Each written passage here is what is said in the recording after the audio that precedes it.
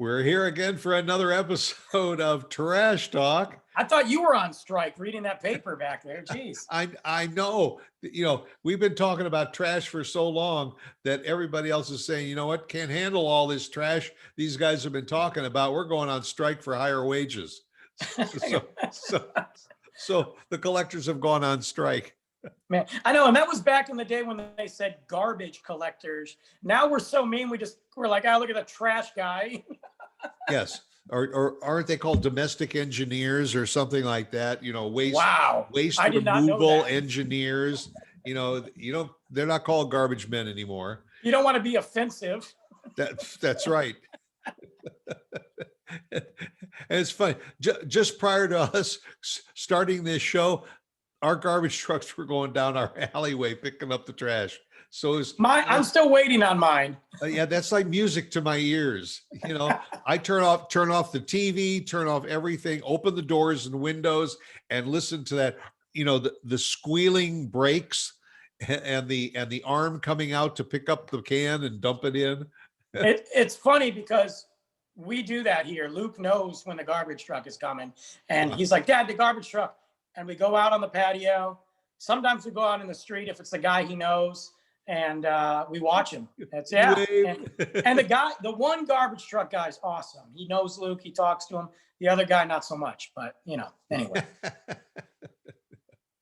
Well, this is another episode of Trash Talk, and we again are brought to you by the Patriot Sandwich Company in Denton, Texas. Great place, great people. David Jordan and his crew. Awesome food. Absolutely. I mean, it doesn't get any fresher because he's actually there every morning slicing the meats to be used on the sandwiches for that day. So it does not get any fresher. It's no go into the freezer and take out the meat.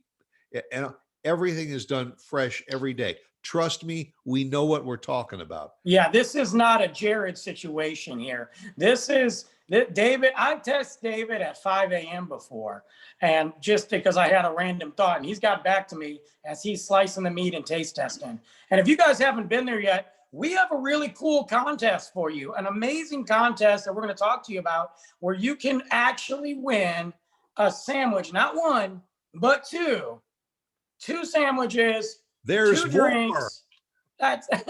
There's more, courtesy of Trash Talk and Patriot Sandwich Company. Stuart, why don't you fill them in on the details? What we're going to do is we want you to have a great Valentine's Day. So here's the deal. What you do is put your name and your email address on a piece of paper. We're going to announce it at the end of the show, so you'll have it too. And you're going to put it in an envelope, and you're going to mail it to Trash Talk, P.O. Box 5444, Frisco, Texas 75035. We want you to enter, and the winner that we pick at Valentine's Day is going to win lunch for two at Patriot Sandwich Company. We're talking sandwiches, drinks, the whole 9 yards. The only thing we're not going to cover is the cost of that Admiral sandwich that they have. That's that 14-pound sandwich or something. We can't do that. We're on a budget. Can't do that. We both have families to support, but you're going to get a sandwich of your choice, and we'll throw in the chips and a drink and all for not one but two. Okay, your name, your email address, envelope, P.O. Box 5444, Frisco, Texas 75035. And David and his crew will take good care of you when you walk in and say, "Hey, I'm here with my honey because I just won the meal for two." We got it's a great deal. We're going to announce that on our what date are we announcing the winner? I can't remember. It'll be on the 16th of February. 16th of February. It's an after Valentine's Day special, but it's for Valentine's Day. Right. And we're going to announce it. Pull the winner on Valentine's Day, and you will be announced live on this program on the 16th. And whatever you're doing, you're going to have to stop because you're going to tune in that morning and say, "I won." It's going to be awesome. Okay. I guess the disclaimer is that owners and employees of the Patriot Sandwich Company are disqualified. And I guess we can't win either, which Yeah, that's a bummer. we might enter under assumed names. Yeah, I've got some aliases. Yeah, got a few that I've used previously in the fall for elections. Yeah, but right. that- And I mean, I've worked in the bar industry enough to give people plenty of fake names. So. That's yes. Let's see. Yes, Jim Beam. Put that in the envelope. Johnny Walker. Oh, okay. My initials are PBR. Yes, and J and B. But name and email address. We'll announce it at the end of the show too. So make sure you got a pen and paper handy so you can write it down. Absolutely. So that talk, the talk of the sandwiches and everything, they don't serve beer at Patriot Sandwich Company yet. Yeah, it's the only thing. Yeah. Yeah, they may end up getting that beer license one day. If you eat enough of their sandwiches and he makes enough money, he'll be able to. Yeah, maybe at the next location. So you never know. That's right. That's right.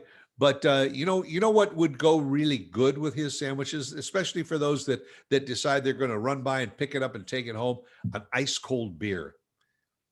Something to wash it down, especially if it's a spicy sandwich. You could actually find a good IPA or lager if you like to go with that sandwich. And this is a bummer for me. So January is my detox, sober, whatever you want to call it, month. Not because of any weird New Year's resolution. I used to do the Big D climb. I did it for, I don't know, 8-9 years. So it was a training month for me. And I just cut out all the beer. Well, this year they're doing it virtually. So obviously I'm not going to do that. But I'm keeping with the tradition of cutting out all beer, wine, and whiskey. So as we talk about beer, I'm thinking about all the good ones I want. Well, you're down to your last week in January too, so you can see the finish line ahead. I could see the 6-pack just staring at me, but or my growler, or my, and I've got some really good ones because I like to save them. I get together with my friends and we save them. I've got beer that I've been sitting on for a year or two. Does that's beer been aged like wine? Well, it all depends. Yes, there's some beers, if they're bottled conditioned or you have them in the proper storage, that age. Most of the bourbon beers, anything that's aged in a barrel, will age. Obviously, you're not going to just age a Bud Light, but you shouldn't even drink a Bud Light. But it's 36% water, so why would you drink that? But but yeah, they age. I've got some really good bourbon beers that they don't make anymore. I've got one from Founders. It's called CBS. Okay, it's Canadian Breakfast Stout, and they don't make it CBS, not to be CBS. confused, not to be confused with the network. No. So CBS is Canadian Breakfast Stout. I think it's about 14.5%. It's aged in Canadian whiskey barrels with maple, Canadian maple, obviously. It is delicious. It's a nice stout. It's a thick beer. It's not one that you just pound it. You sip on it, enjoy, and as it warms up, you get all that flavor. I've been sitting on that for almost 2 years now because it's been 2 years since they made it. I just don't want to drink it. It's the last one. Now, that's not the typical kind of beer that you go into a bar and just say, I'd like to order a CBS, do you? Well, if they have it, if it's some of the good craft beer bars around town, some of the specialty places, yeah, you're not going to go to Applebee's to get it, then again, why would you go to Applebee's? Anyway, but no, you're not. But some specialty places, around town, some of the growler fill shops may have a keg sitting there. You may find a bottle of it. One of the places, like, believe it or not, Market Street is a phenomenal place for beer. They've expanded their selection. The guys there are super knowledgeable, and they get a lot of rare stuff. So I like to go there and talk to them. They might have it, but no, you're not just going to find this at, Joe's Beer and Go. And I know that you are a connoisseur of beer. I'm a kind of sewer. about it, but and are you ready for this? You've spent your life behind bars. Keep your eye on that line, folks. Yes, please do. But I mean, you know just about everything there is to know about beer, having been in that industry for so long. I'm the novice. I don't know nothing about it except what I think tastes good. You probably would spit out on the floor. Uh, but number one, what is an IPA? So IPAs, back in, now without going too into it, back in the day, probably about 9 years ago, maybe 10, I really didn't like IPAs that much. I've had them before back in Michigan. I just never really liked them. They're typically a very more bitter beer, hoppy, that you always hear the hoppy term, which is kind of a lame term because there's hops in every beer. But it's the bitterness. But IPA is an Indian Pale Ale, is what it means. Indian Pale Ale? Yeah, Indian Pale Ale. And so what they did was, it was invented years ago by the Brits. They had to take beer to India. So that India could not produce beer because it was too hot. They just couldn't get the beer. But they had to be able to travel over 4, 5, 6 months to get to India overseas. So they needed to make a beer that would last the travel and be able to taste good. Well, inadvertently, they created the IPA by accident. They threw, they made it, they threw in the hops, and it lasted. But by the time it got over there, it was bitter. Well, they loved it in India. They loved it.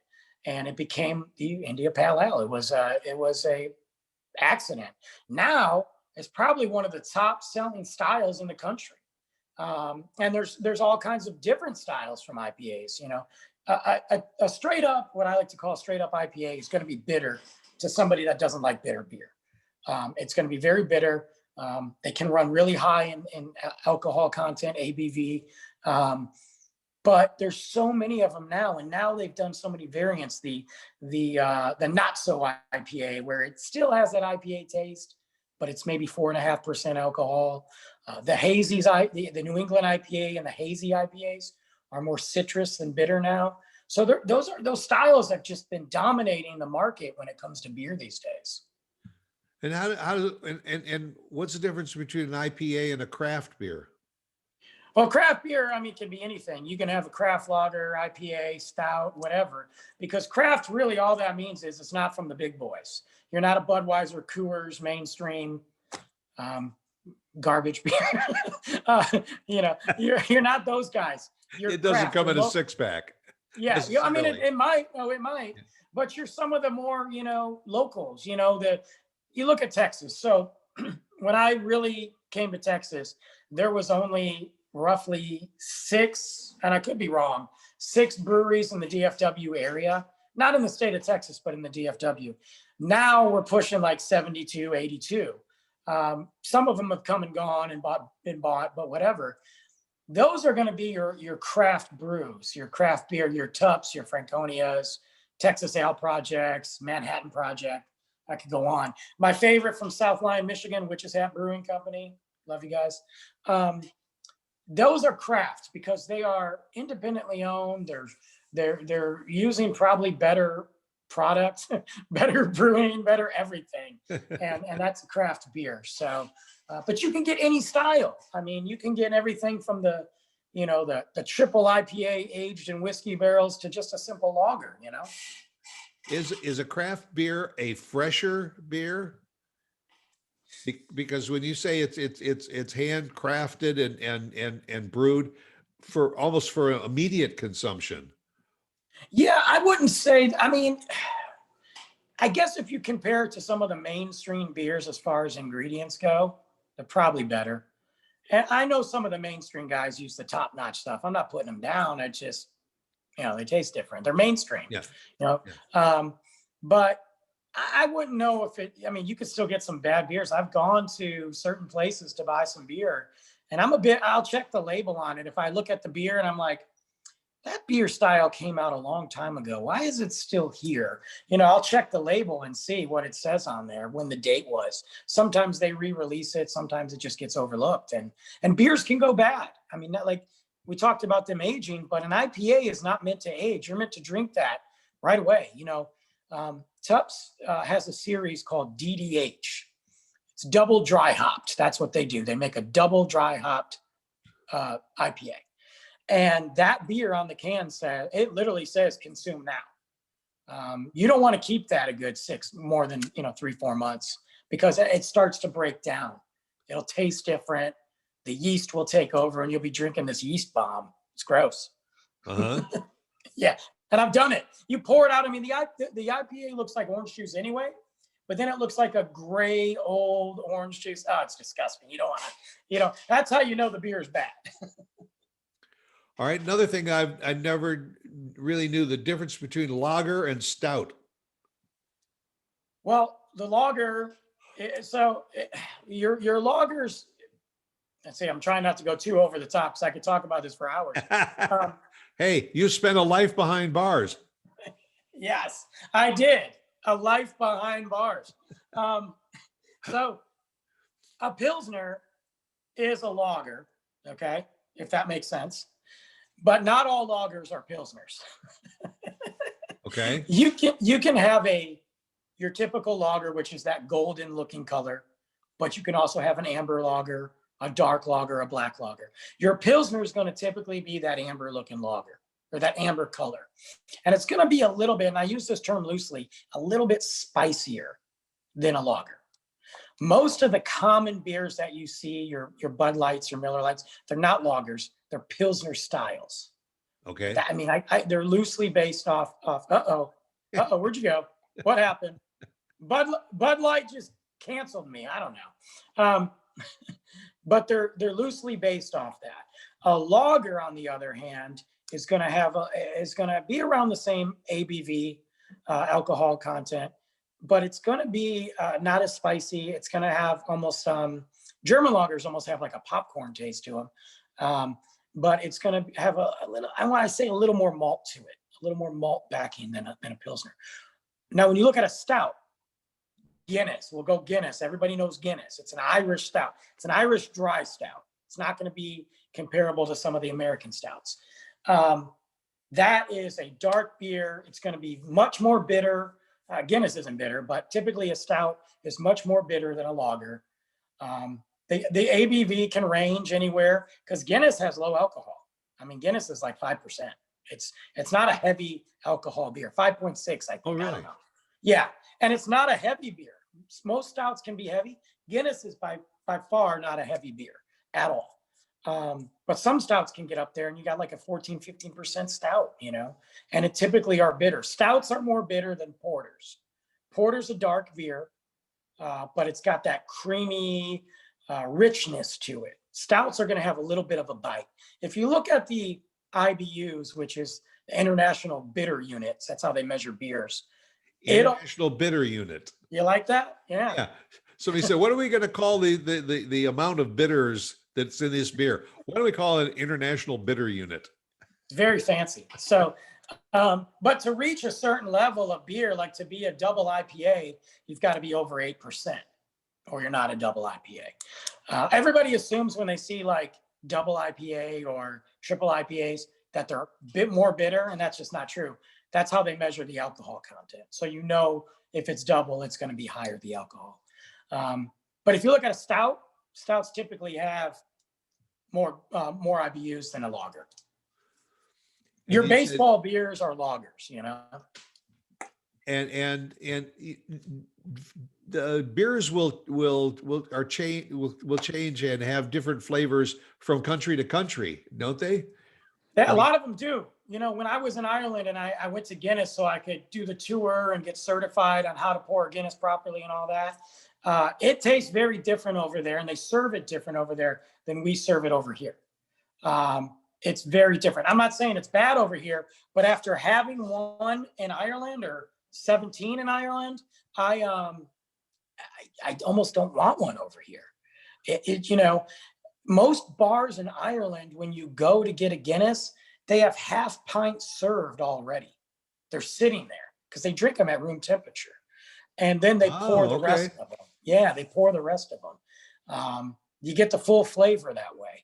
in America, we like our beers, super cold, because really, if you get a Bud Light or a basic lager at 29 degrees or 30 degrees cold, you're not tasting how bad the beer is, and you can typically just pound it in the summertime. You don't want to drink a stout that cold at all. You want it to warm up a little to get all the Well, flavor. yeah, and most of the time that we drink ice cold beer, it's because it's on a hot day and it kind of helps to cool you down. Yeah, you're mowing the grass. It's December in Texas and it's 105. So then in the winter time, you should be drinking your stout beers that are served warm at room temperature. Plus, they fill you up. I mean, they typically fill you up. And I mean, so Guinness used to have a program back in the day. They don't anymore, an advertising program where they would advertise that Guinness was good for you because of all the pure, rich ingredients, and the grains and stuff in Guinness are good for you. They would advertise that it was so good for you. They had pregnant women doing commercials for Guinness. You go to the Guinness over in Ireland, and they got all the old, posters, and there's a pregnant woman sitting there drinking a Guinness. And I'm like, well, isn't that Irish? And that's probably how she got pregnant. That probably is, Yeah, I'm not going to say what I was going to say, but yeah, so stouts. I'm a big stout guy. I love dark beer, and I can drink it when it is 100 degrees. I prefer not to, but I can. And right now is that time of year. I mean, from the end of September to I don't know when, it's stout season. I mean, you're just drinking those bourbon aged stouts and wine aged stouts, and it's some really good stuff. Are flavored beers all they're cracked up to be? I know I mentioned to you that I don't know, I guess it's just because I was from the Midwest or so, but Leinenkugel, I always kind of enjoyed a Leinenkugel, and that may not even be on your spectrum, but they used to make a specific flavor for summer and in the fall. You would find pumpkin spice in the fall. You would find citrus flavors. Are those beers all they're cracked up to be? I think they have a place. I do. So Leinenkugel, I mean, yeah, I used to drink summer shandy back in the day. Number one, it was cheap. It wasn't Bud Light. And, from Michigan, like you said, Midwest, it's all up there. Leinenkugel's in Texas now. It finally got here about, I don't know, 5 years ago, something like that, maybe more. Yeah, there's a place for them. There's some really good ones out there, and there's some really bad ones out there. Leinenkugel does a vanilla porter that's delicious. I think it's called Snowplow, but there's a lot of good ones out there. Yeah. And there's a lot of bad ones too. There's a pickle beer out there right now. A pickle beer? Yeah. So I'm probably going to get creamed for saying this. I don't really care, but it's by Martin House Brewery in Fort Worth. Those guys are amazing. They're super creative, amazing guys. They teamed up with Best Made, and they do a Best Made pickle sour. And it's literally like you're drinking pickle juice. And I hate pickles. I hate this beer, but I like pickles. I might have to try that. And you can get it. They have it. You can find it at Market Street, or not Walmart, maybe Target, but definitely Market Street. It's Best Made pickle beer by Martin House. And they have a spicy one too, the spicy pickle beer. And everybody tells me that it's exactly, they nailed the flavors of it. So there's a market there. I mean, our palates are different than they were back in the day, from PBR or Coors to Sam Adams was a big thing, Now if you walk into a bar, you sit down and you want to order a beer, your preference, out of the bottle or out of on tap? Typically I go draft. I like draft beer. I'm going to tell you, back in the day, it mattered. Nobody would drink cans back in the day. It tasted like aluminum crap. It was like the cheap beer. That's not the case anymore. A lot of breweries are going with cans now. Number one, because they're cheaper than bottles. And two, you don't have that much room of air. So when you're filling the cans of let's say Tupps and McKinney, you're on the can line and you're filling the beer. There's not that much room where air can get in, which can cause that beer to go bad faster. So it's the closest thing from drinking straight from the tap is a canned beer nowadays. So, but when I go to a bar, I always look at the draft list. Even if I'm not drinking beer, I just like to see what they got. And I prefer drafts. Sometimes I'll get a bottle if it's a rare find. And again, sometimes breweries only distribute bottles. They don't put it on draft.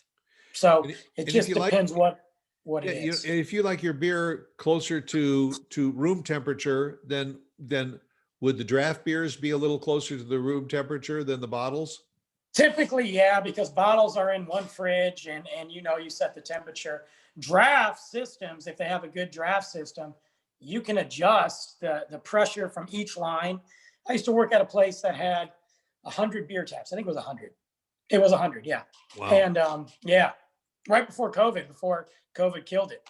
And we had different regulators on each beer line to regulate not only the pressure coming out, because certain beers got to be at a certain pressure, but temperature for most of it. Obviously, you can't do that without spending major money. So you put your kegs like in the front of the cooler, by the door where it's not as cold, and you try to do that. But the pressure's a big thing too. So I'm getting thirsty.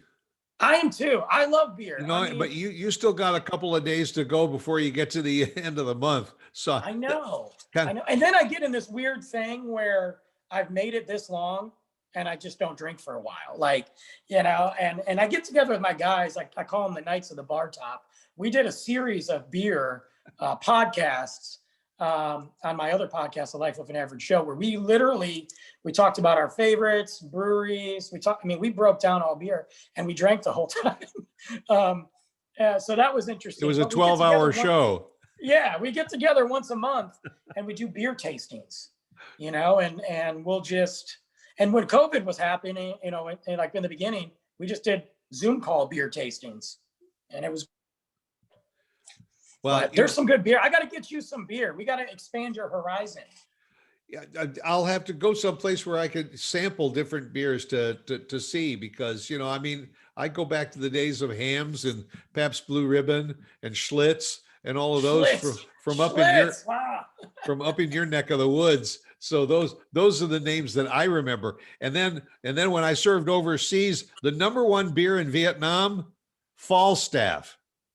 Falstaff, really? Yeah, I don't know why. Maybe it was because it wasn't selling in the U.S. that they shipped it to the troops, because we drank anything over there. Well, yeah, who cares? And what's funny is, though, overseas, like Japan and China, there's some really cool beers now. It used to just be like Ichiban and some of those other ones that are simple lagers that I like, but they're doing some craft stuff over there. Overseas right now in like Asia, that I was shocked. Europe has always had good beer. Germany, come on. You want a good lager, you want a good, Pilsner and Oktoberfest, you go to Germany. Although there's a phenomenal German brewery right here in Texas called Altstadt, and they're based down in wine country. Well, I can't think. New Braunfels. And they are German community, yeah. Yeah, they are 100. It's Texas made, so you get to pay the Texas price, which is cheaper than buying German beer. But it's 100% German beer. They follow the German purity law when they make the beer. Franconia did that too, and McKinney followed the German purity law. And I'm telling you right now, you get a big mug of that Allstat, you might as well be in Germany. Get a pretzel and have a day with it. So. Or go over and get a Patriot Sandwich Company sandwich and everything, and bring it home and sit down there with that nice room temperature stout. Oh, and get into that. Well, I want to drink now. I know it's 8:30, but that's what I'm saying. I'd like to continue this show, but I'm just getting too damn thirsty for that. I got to go out and get something to drink. But again, we want to remind you, the Patriot Sandwich Company in Denton, Texas. Go over, see them, mention Trash Talk, and you'll get a free drink. And put your name and your email address in an envelope. Send it to Trash Talk, Box 5444, Frisco, Texas, 75035. You got now until Valentine's Day. We're going to pick a winner, and the winner is going to get lunch for two. at Patriot Sandwich Company. You can't get a better deal than that. It's a great deal. It's a great deal. So go out and have a good day, and Yeah. boy, wipe those suds off the mouth, and we'll catch you right here same time next week. See you guys.